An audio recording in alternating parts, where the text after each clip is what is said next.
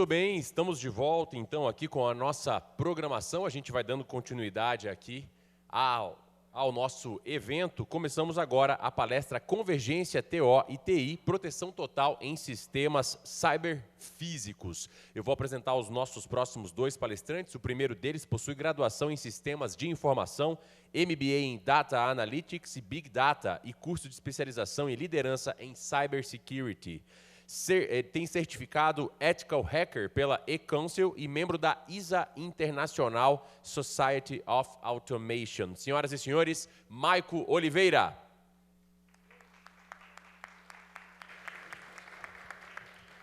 Recebemos também nossa segunda palestrante, que possui anos de vivência em empresas focadas em cybersecurity. Atualmente desempenha a função de especialista técnica na Microsoft, com foco em soluções desenhadas para hunting, defesa, cloud security, posture management e workload protection. Ela é apaixonada por RE e hunting, gosta de compartilhar ideias a respeito das últimas tendências de ataque através dos eventos de segurança nos quais já palestrou. Recebemos Priscila Viana. Pode.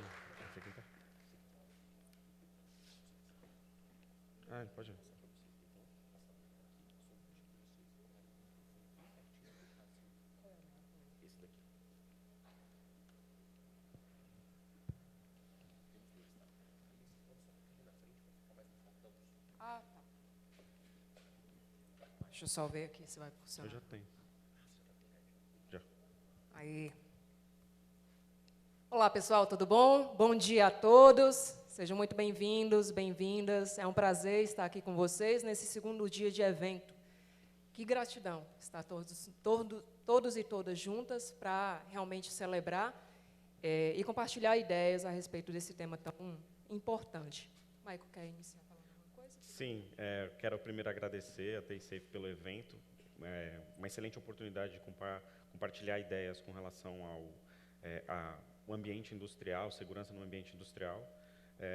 Falar que o Maca não pôde vir, então a ideia seria o Maca fazer a apresentação junto comigo. Então, eu trouxe a Priscila e vamos tentar passar o máximo de conhecimento e responder a pergunta que todo mundo está querendo saber, que é o que a Microsoft está fazendo aqui nesse evento. Então, a gente vai responder isso durante essa apresentação, tá bom? É interessante essa pergunta. Bom, vamos lá.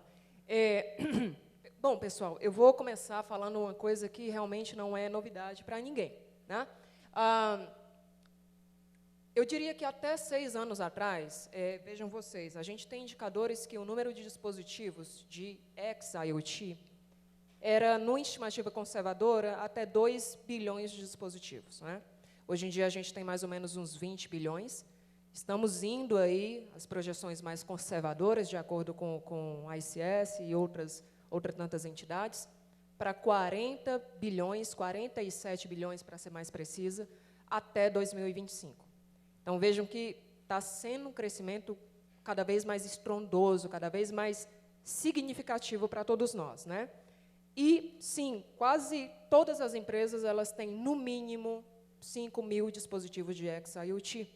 Dispositivos esses não só que são trazidos pelos próprios funcionários, seja um Raspberry, né, que o funcionário coloca lá para facilitar o trabalho, que seja, mas um dispositivo que vai servir, de alguma maneira, para contribuir, de alguma forma, para o negócio. Veja o exemplo da indústria 4.0. Então, o que acontece? A gente teve o efeito da pandemia, né, há mais ou menos 2 anos e meio atrás, e isso mudou significativamente a forma como a gente lida com alguns aspectos da nossa vida, né? Isso não é novidade. Então, a forma como a gente trabalhava, né, a força de trabalho hoje em dia, é um modelo totalmente diferente do que a gente costumava ter. Os dados que a gente coleta para entender o que está acontecendo no nosso ambiente também mudou. Vejam vocês, até pouco tempo atrás, a gente meramente coletava dados perimetrais. Hoje em dia, a gente está falando de uma superfície de ataque, pelo menos que cresceu, novamente, de acordo com estimativas conservadoras, pelo menos 4 vezes mais. Então, antes, você tinha uma determinada superfície de ataque, né, já previsível, já determinada sobre uma perspectiva de risco. Hoje em dia, bom, É difícil, né? A reflexão que eu trago para isso é o quanto nós, agora, nesse exato momento, sabemos precisar, ou indicar com precisão, quantos dispositivos conectados, smart devices, sensores inteligentes, existem na nossa rede. É uma pergunta que realmente ela traz um desafio muito grande.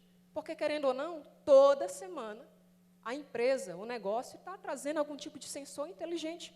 Seja um aquário, seja uma câmera, seja uma impressora, seja um whiteboard, seja o que quer que seja, né? Não só na força de trabalho, também na medicina, também na parte de consumo. Praticamente, como eu falei para vocês, esse novo efeito, ele tocou em diversos aspectos da nossa vida. E, com isso, claro, trouxe toda a questão da facilidade, foi um passo gigante para a humanidade. No entanto, uma ótima oportunidade para os atacantes, né? E a facilidade com que isso é feito chega a assustar também. Ontem, por exemplo, nós estávamos conversando, eu e Michael, e eu acessei um site aqui que eu acredito que todos já saibam, que é o Shodan. E, por curiosidade, eu decidi pesquisar quantos dispositivos que falam BACnet eles estão dispostos na internet. Cara, assim, chega a assustar a facilidade com que essa informação é trazida. Então, assim, 2.500 dispositivos ao redor do mundo. Isso sem procurar outras perspectivas que também poderiam ser trazidas naquela mesma ideia. Desses dispositivos que falam BACnet, quantos especificamente falavam o protocolo BBDM, né? Opa, BBMD, que é o Broadcast Management Device. Putz, a maioria, 80% desse total que eu acabei de comentar com vocês. Vejam, até pouco tempo atrás, em 2019, não é tão passado tão antigo.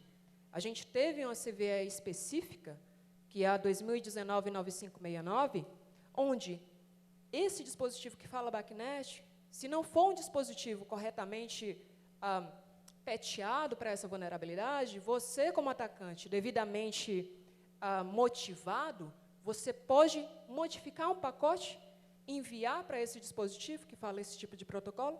Caso ele não esteja corretamente configurado, ele pode, sim, sofrer um ataque de DDoS e pôr a risco toda a tua produção.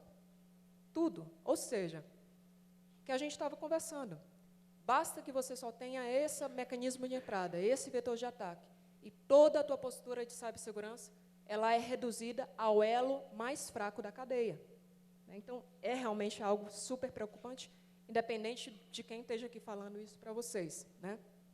E aí, claro, ataques, desculpa a expressão, mas a rodo. A gente tem reportes de ataque, pelo menos umas 4, 5 vezes, grandes ataques por ano, né? E de todos esses, né, que a gente tem reportado, por exemplo, o mais interessante que eu queria chamar a atenção de vocês, esse especificamente da NASA, também ocorreu em 2019, em relação a um projeto que eles estavam lançando, o JPL, né, de um jato, e aí super potente, bem bacana e tal.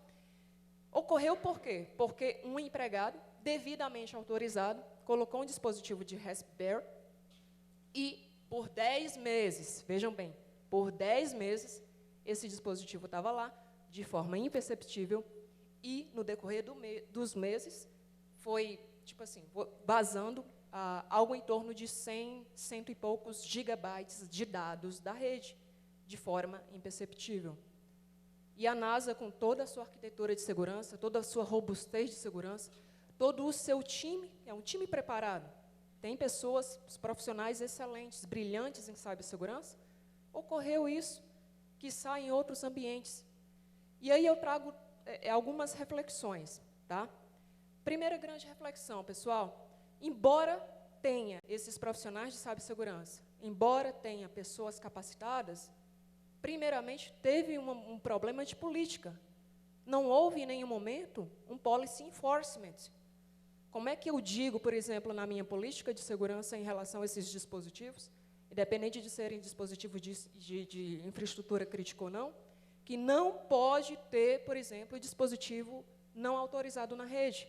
Como é que eu faço esse enforcement, né? O outro problema que eu vejo aqui, uma reflexão que eu quero trazer para vocês, que eu acabei de repetir, é o seguinte, vejam, a gente está falando de um dispositivo que estava na rede por 10 meses. Então, quanto tempo leva-se para a gente notar que tem dispositivo novo entrando na rede? Né? Será que a gente está lançando mão realmente de um discovery ativo? E, poxa, se é um dispositivo novo, como é que eu faço, então, como é que deve ser a minha postura em relação a esse novo dispositivo? Como é que faz, sabe, parte do meu modelo de incident response em relação a esse dispositivo? Como é que eu me posiciono?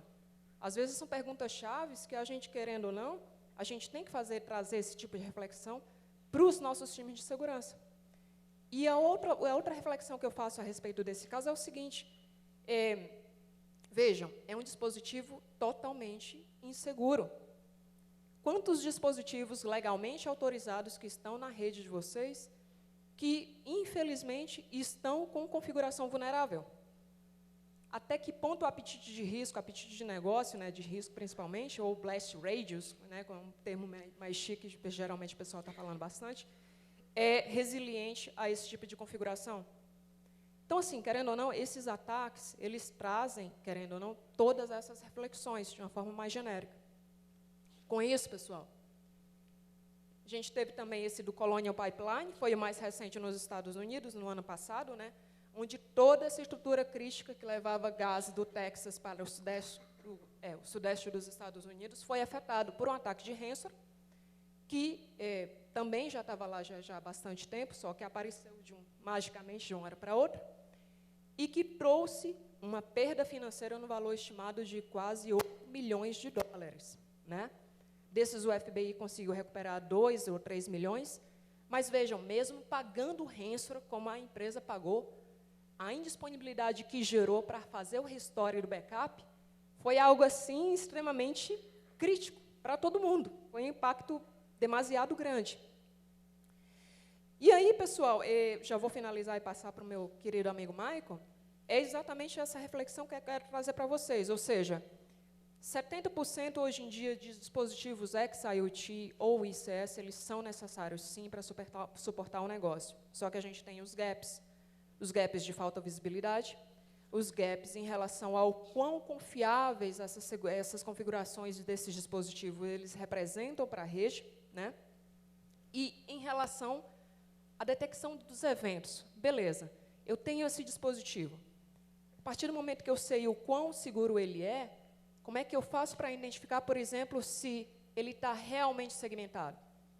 Se alguém chegar e colocar uma segunda porta de conexão Ethernet nele, qual é o impacto que isso vai trazer para o negócio? Como é que eu faço para criar regras de detecção a partir do momento que eu estou fazendo a monitoração, para dizer, olha, esse dispositivo ele não deveria ficar, por exemplo, fazendo chamada na internet, onde exista um tráfego de rede de saída de 10 GB, por exemplo, por semana. Né? Então, são todas essas complexidades que eu quero trazer aqui, para realmente a gente se conscientizar, e aí, com isso, eu passo a palavra para o meu amigo Michael. Muito obrigado. Eu queria começar a minha parte falando sobre a International Society of Automation, então a ISA como organização. Né? Então, é uma organização onde eles têm um time de cybersecurity, um comitê de cybersecurity, que foi até a proposta do Branquinho, eu achei fantástico. Tem um comitê de cybersecurity que estabelece os padrões de segurança para o ambiente industrial. E esses padrões são chamados de 62443. Então, esses são padrões de segurança para o ambiente industrial que a maioria das empresas podem seguir como recomendação. Ele não é uma regulação, então você não tem nenhuma penalidade sobre isso, é uma recomendação, como a gente tem algumas outras organizações que produzem esse tipo de recomendação para a cibersegurança. Como que acontece, né? Lembrando, uma coisa que eu gostaria de falar também é agradecer ao Felipe Costa, que é da Moxa, que cedeu os slides da ISA para a gente fazer a apresentação aqui. Então, em conversa com o Maca, isso foi possível. Né? Então, esses são os slides oficiais da ISA para a gente trazer esse conhecimento para vocês. Então, essa é uma série de padrões, basicamente desenvolvidos pela ISA e publicados por 2 grupos principais. Tanto a ISA, que faz os padrões com a ANSI, o 62443, e a IEC. Então, essas 2 organizações, elas se combinaram para ter um padrão estruturado e único. Por quê? Porque são duas organizações que precisam estabelecer padrões para as indústrias e para que não existisse uma duplicidade, como são comitês de segurança para diferentes cenários, eles se juntaram para estabelecer uma visão comum sobre segurança. Isso é super importante, por quê? Porque tem também uma conexão com, por exemplo, a ISO, que estabelece diversos outros padrões. São organizações, basicamente, que desenvolvem padrões de segurança. E o que acontece? Toda essa organização, ela estabelece alguns documentos. Então, a gente tem 4 categorias de documentos. Alguns já estão publicados, outros estão em edição, outros estão em revisão. Mas o que é interessante salientar aqui é que a estrutura desses documentos é interessante para a gente. Por quê? Porque ele sempre vai colocar o conhecimento inicial de segurança da camada principal, depois os procedimentos e políticas de segurança, como que eu estruturo um programa de segurança dentro da minha organização, como que os sistemas que eu integro, quais são os padrões que esses sistemas têm que estabelecer e quais são os componentes. Quando eu contrato uma empresa, e coloco um sistema dessa empresa, como que eu garanto que esse sistema está conforme a algum padrão que eu possa seguir? Isso tem diversas vantagens dentro do processo, né? Deixa eu passar esse slide, que eu queria primeiro falar sobre os conceitos. Por quê? Dentro do padrão de ambiente industrial, tem diversos conceitos importantes, que é o que a gente quer salientar aqui. Mas eu vou focar em alguns principais, tá? Porque não tenho todo o tempo do mundo, eu vou focar principalmente nos requisitos e nos elementos de programa de segurança. Por quê? Porque isso ajuda a gente, como uma comunidade de segurança, a estabelecer qual é o caminho que precisamos seguir, né?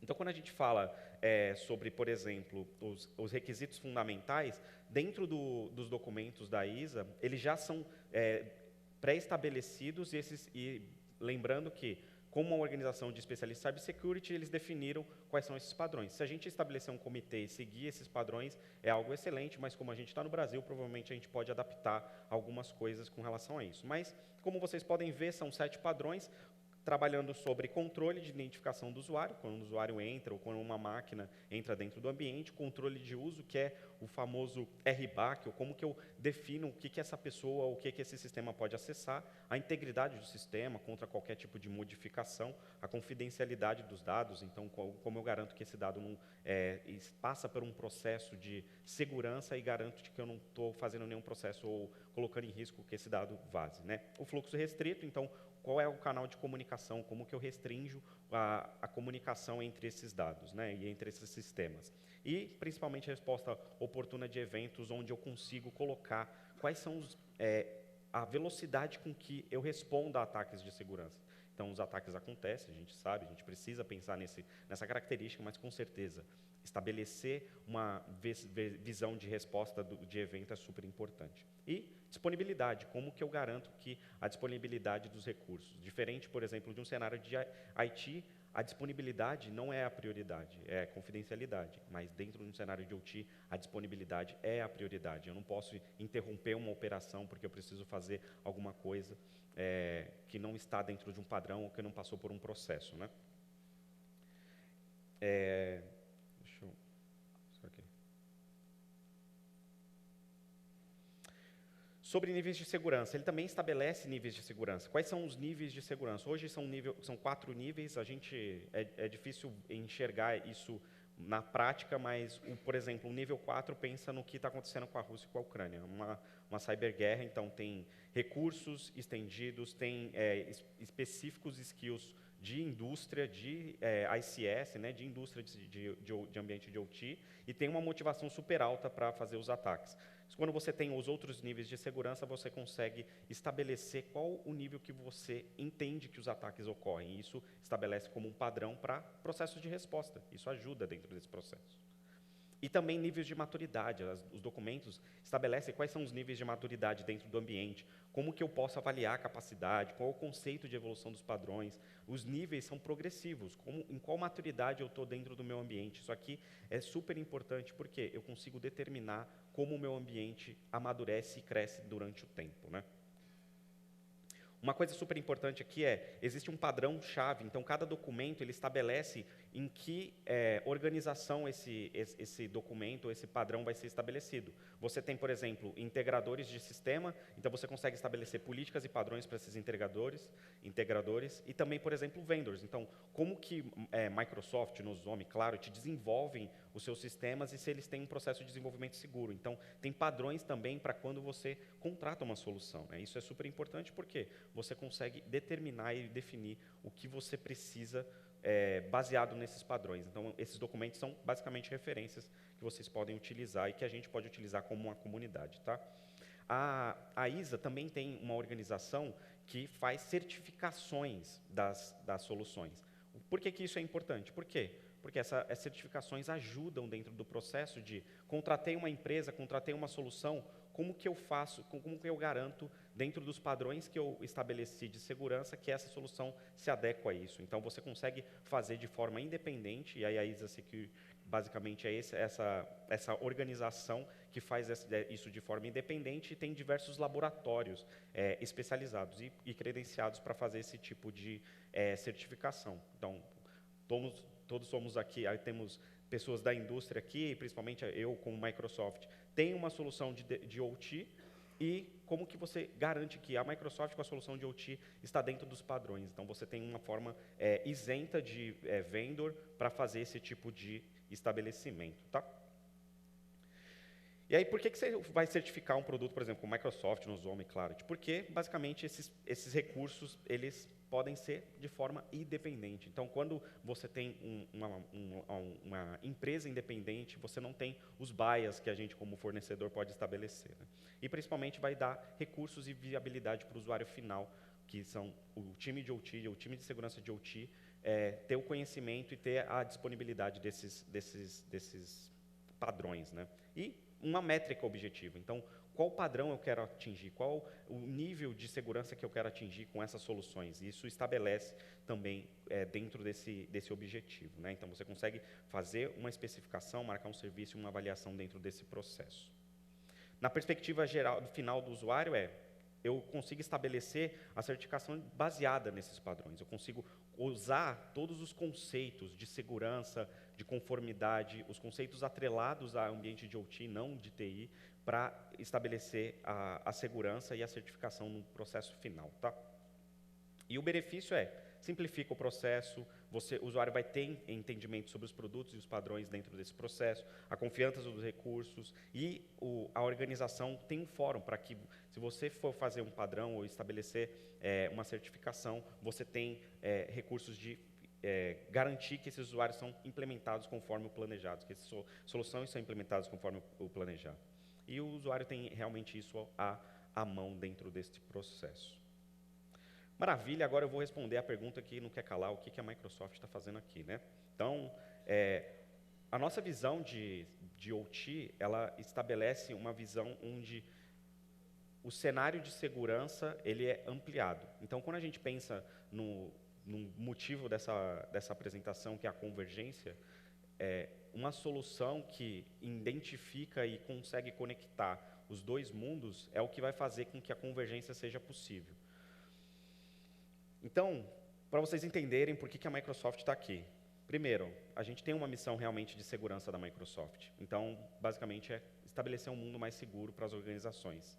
E isso faz com que a gente, por exemplo, estabeleça um negócio de 10 bilhões de dólares, com mais de 3 mil experts em segurança para esse cenário. E somos líderes em 5 categorias no Gartner, 7 no Forrester. E a gente fez algumas aquisições. Então, por que a Microsoft está aqui? A gente adquiriu a CyberX, e a CyberX era uma empresa especializada em tinha uma solução especializada em ambiente industrial, e basicamente a gente absorveu e transformou essa solução no Defender for IoT, tá? A gente fez algumas outras aquisições, como o RiskIQ, o CloudKnox, que também estabelecem critérios de segurança para o ambiente. Isso é super fantástico, porque vai trazer inteligência, e quando a gente pensa num cenário de convergência, realmente a conexão entre esses ambientes fazem muita diferença, né?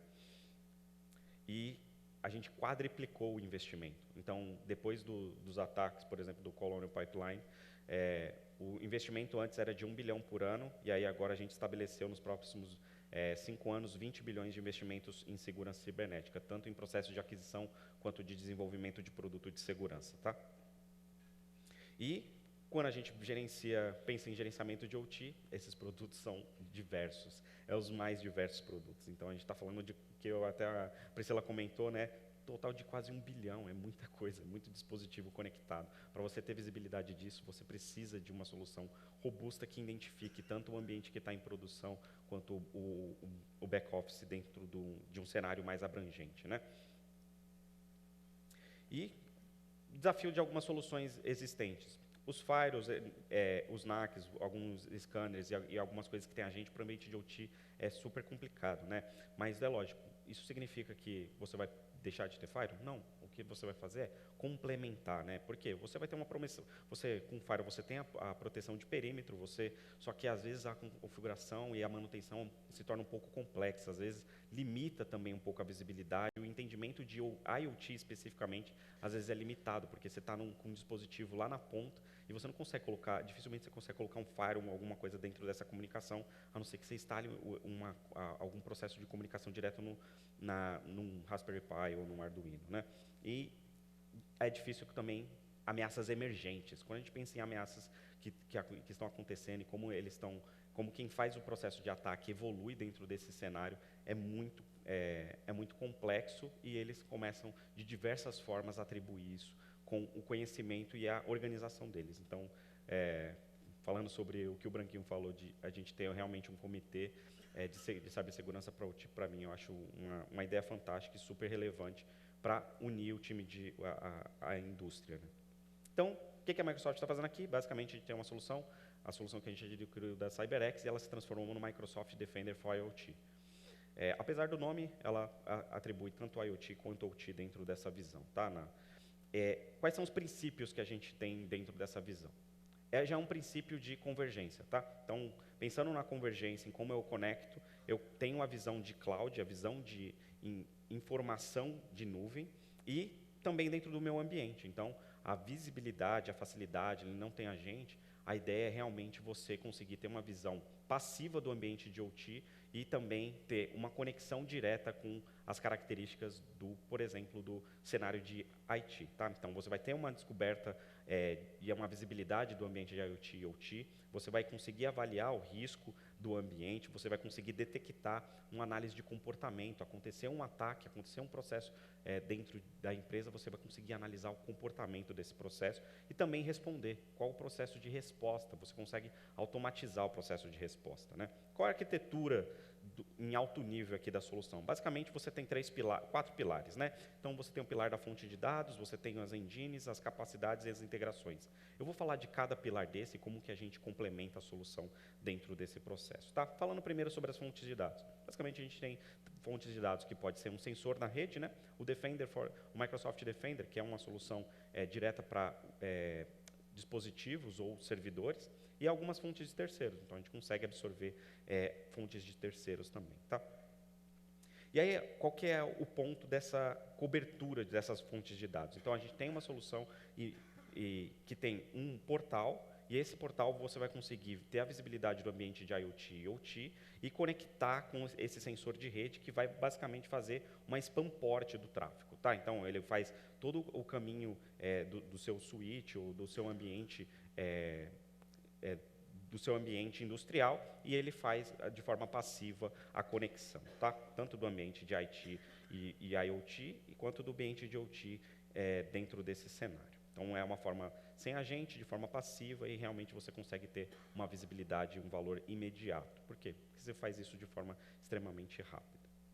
Engines. Então, tem as coisas mais comuns do mercado, machine learning, um banco de dados, um processo de análise de risco, análise comportamental e threat intelligence. Quando a gente pensa em detecção e quando a Microsoft fala, a gente tem machine learning, o que é importante sobre machine learning? É importante lembrar que machine learning é baseado em dados.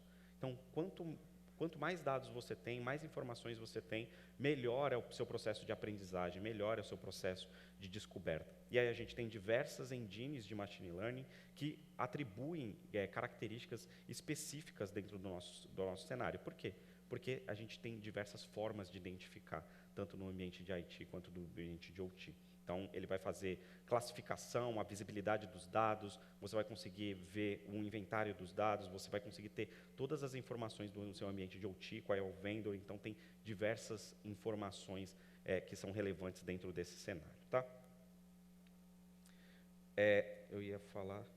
E agora falando das capacidades. Então, especificamente, como ela é uma solução unificada, conectando em ambientes, por exemplo, se a empresa tem um IoT Hub, você consegue unificar essa visão entre os seus dispositivos de IoT e os seus dispositivos de OT. Então, você consegue ter uma visão contextualizada e conectada desses dois mundos. Por quê? Eu posso ter uma visão separada para o meu ambiente de OT e eu coloquei um ambiente de IoT específico para esse cenário. E eu consigo ter uma visão realmente unificada. Então, quando a gente pensa em convergência de TI e IT, esse é um dos primeiros passos. Como que eu faço uma convergência de uma visão, por exemplo, de um dispositivo enterprise de IoT e vejo como eles se correlacionam com a minha visão de OT. Né? Aí agora eu entro na parte de convergência com TI. Por quê?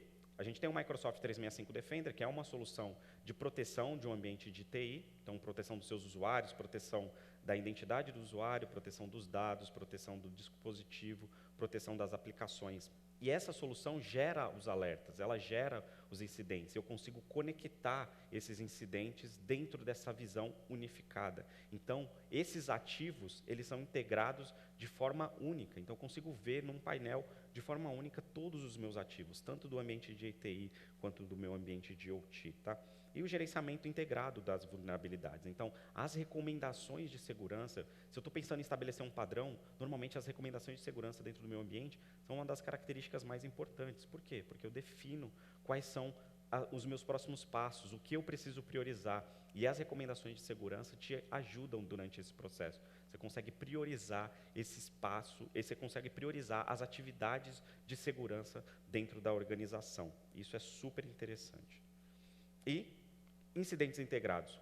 Quando a gente fala sobre processo de resposta, ele passa principalmente de um sinal dentro de um ambiente, um alerta, que diversos sinais geram uma característica dentro do meu ambiente, e um incidente, que diversos alertas que se contextualizam dentro desse processo. Quando você tem um ataque de ransomware, um sinal é um dispositivo criptografado. Qual é o alerta? Eu tenho um ransomware dentro do meu ambiente. Qual é a visão de incidente? Eu estou dentro de um ataque, por exemplo, o WannaCry. Então, eu tenho uma visão de incidente que passaram diversos processos para aquele dispositivo ser criptografado.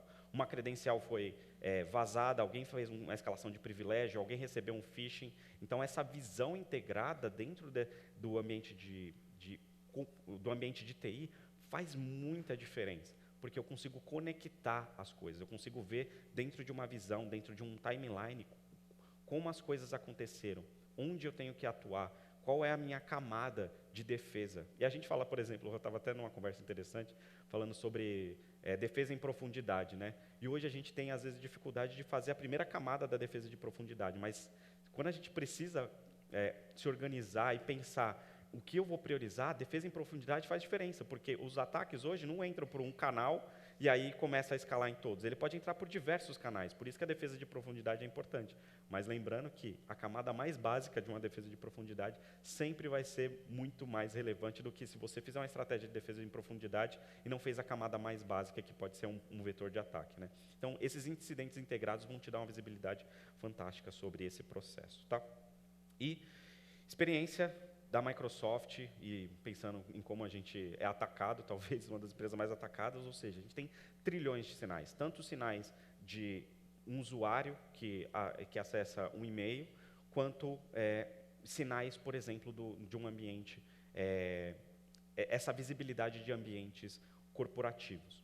O que significam sinais? São dados. Então, quando alguém tenta acessar uma conta num usuário corporativo e essa conta tem um processo que não está adequado, está estranho, essa pessoa está tentando acessar, por exemplo, por um navegador e anonimizar o acesso dele, e isso é um sinal que alguma coisa pode estar errada. E esse sinal ajuda no processo de machine learning e de inteligência dentro dessa visão. E a gente tem um time que é chamado de Section 32, né? que são equipes de pesquisas mais amplas que fazem pesquisas dentro do cenário de segurança. Então, são equipes extremamente especializadas dentro desse tipo de cenário. Tá? E descoberta de vulnerabilidades, campanhas. Por quê? Você enxergar uma campanha, quando acontece uma campanha, todo mundo fica sabendo. Por quê? Você vai receber por WhatsApp, você vai receber, alguém vai te falar e falar, então, está acontecendo isso, você já viu isso aí na sua empresa? Você já viu isso? Então, essas campanhas, elas são visualmente organizadas dentro das nossas soluções. Isso faz muita diferença. Por quê? Porque a gente conecta, por exemplo, com o Mitre Attack, que é uma avaliação, a gente consegue fazer uma avaliação baseado num padrão de mercado de avaliações de vulnerabilidades e principalmente no processo de avaliação de ataques. Tá? Então, é uma visibilidade super interessante. E tem diversas coisas. A gente tem cientistas de dados, os dados, o processo de machine learning e diversos outros sinais que a gente consegue trazer de inteligência para o ambiente de IoT e OT. Tá? No final, as integrações.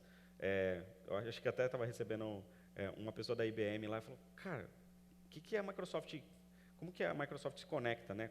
Então, quando a gente pensa em conexão, a primeira coisa a Microsoft tem o Sentinel, que é a solução de CIEM da Microsoft, uma solução nativa em nuvem, que eu consigo integrar, e é lógico, a nossa integração com o Sentinel, ela é um pouco mais aprofundada do que a gente tem com as outras integrações, mas a gente não descarta a visão do Defender for OT, o Defender for IoT, é integrar. Então, quando você vai fazer um processo de resposta, você consegue integrar, por exemplo, com o QRadar, com o ArcSight, você consegue integrar com Palo Alto, com FortiGate, Fortinet, né? Então, isso te dá uma visão, não só Microsoft, que eu acho que também às vezes é difícil, né? Não, a Microsoft talvez só pense em Microsoft. Não, a nossa visão hoje, principalmente com todas as mudanças culturais que a gente passou, é super interessante saber que a Microsoft tem uma visão aberta de segurança. A gente tem uma visão de conexão, de integrações. E isso é super importante e super relevante porque a gente precisa trabalhar em parceria.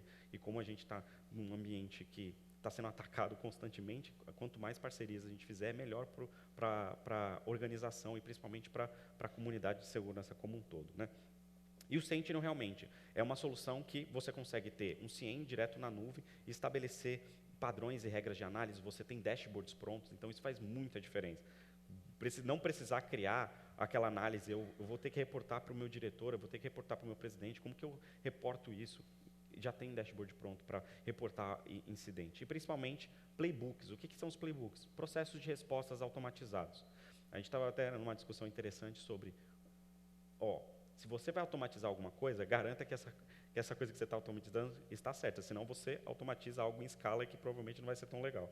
Então, o pensamento do processo de resposta automatizado não descarta a necessidade de um especialista analisar e entender o que esse processo de resposta vai ocasionar. Então, os playbooks, eles te ajudam a automatizar um processo que você já estabeleceu, um padrão que você já estabeleceu como resposta. Então, eu acho que isso é um conhecimento muito importante e, às vezes, a gente pula o passo de eu preciso fazer uma resposta e não faço análise e só quero automatizar o meu processo, né? E, pensando em como a Microsoft se estrutura como segurança, eu acho que esse é um slide principal, e a Pri trouxe muito bem, né, que a visão, e principalmente com a conexão entre a convergência, como eu consigo ter uma visão multi-cloud, como eu consigo ter parceiros e terceiros dentro dessa visão, dentro de um CIEM, e conectando com os ambientes, tanto do Defender, que tem a visibilidade de identidade, endpoint, aplicação, quanto com a visão de IoT, que tem a visão de infraestrutura, que tem a visão do meu banco de dados, das minhas máquinas virtuais e principalmente do meu ambiente de OT. Então, essa visão integrada é o que a gente traz para esse cenário. Tá? E por que Microsoft, né? Então, a gente realmente está pensando e tem entregado para o mercado uma visão unificada desses ambientes. Opções flexíveis de sensores e principalmente sem agente. Então, a gente tem trabalhado constantemente para eliminar a quantidade de agente que as máquinas ou os ambientes precisam para diminuir, né, a carga operacional. E quando você está dentro de um ambiente de OT, provavelmente você não vai conseguir colocar agente. Ninguém do ambiente de OT vai falar, cara, se você quer colocar agente, você vai parar, você vai afetar a minha disponibilidade, então esquece, isso não vai acontecer. E detecção dos ativos, então tem um gerenciamento de vulnerabilidade, eu tenho uma análise de ameaça. Se eu vou seguir algum padrão, e principalmente a ISA, ela estabelece, por exemplo, padrões de risco. Como que eu faço um high-level risk assessment, ou, por exemplo, esse assessment de risco de alto nível, o Defender for IoT já entrega um relatório para você. Mas, Michael, a ISA também estabelece um relatório detalhado. Como que eu vou fazer isso? Eu vou ter que produzir? Não, o Defender for IoT também te entrega esse relatório detalhado de forma automática. Tá? E cada vez mais a gente tem pesquisas e mais organizações de IoT no mundo, e isso ajuda muito as comunidades se integrando, e a gente tendo essas integrações com os comitês, as organizações de cibersegurança faz muita diferença, e a gente tem integrado as soluções, tanto dentro de uma visão de SOC, de uma visão de operação de segurança, quanto na visão de produto. Então, eu tenho um CIEM, eu tenho um XDR, são soluções que têm visibilidade, e isso faz muita diferença. Por quê? Eu conecto essas soluções para essa visão de convergência digital. Certo? Acho que eu falei tudo. Eu sei que é muita informação, teve muito slide, muito detalhe. Espero que eu tenha conseguido passar esse conhecimento. Não fiquem preocupados se você dormiu, se você cochilou, deu uma pescada, está tudo bem. Vai estar gravado, então, os slides, a Priscila fez um excelente trabalho em deixar os slides com umas fotos bem legal, mas eu não consegui. Quando o Maca me passou, eu falei, Maca, olha o tanto de bullet, não sei o quê. Mas aí, na próxima eu prometo que vai ter uma apresentação super legal, cheia de imagem. Mas queria agradecer ao Felipe Costa, da Mox aqui, realmente doou os materiais lá da ISA, para a gente realmente saber que existe um padrão, existe um comitê internacional de segurança que a gente pode se espelhar, que a gente pode adaptar, e que a gente já tem um conhecimento de segurança dentro desse cenário. Tá? Acho que é isso. Obrigado, Priscila, pela colaboração nesse material, foi fantástico, e obrigado a todo mundo, viu? Please don't go. Please don't go.